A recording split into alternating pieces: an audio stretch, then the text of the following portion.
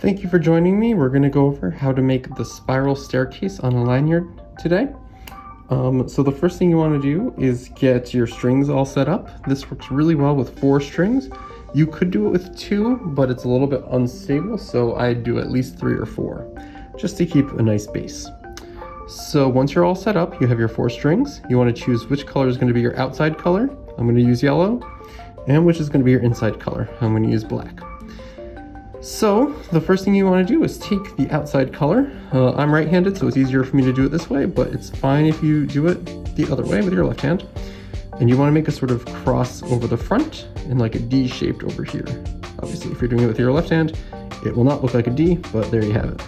So you're going to cross over, and then what you want to do is bring the tail around the back, like that, and bring it right through all the way, and then pull it tight like a knot.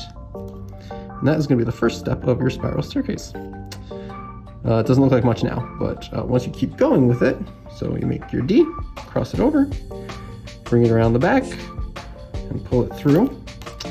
Once you keep doing that, you will notice that it begins to twist, and you'll get a bunch of steps that go down the spiral staircase and continue on in that fashion.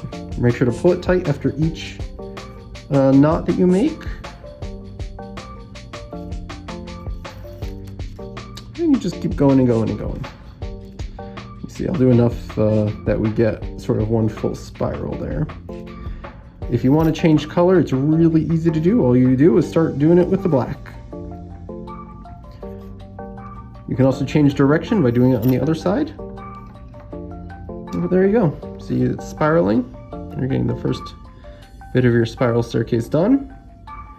And like I said, if you wanted to change color, I would just take out my black side and start doing it that way.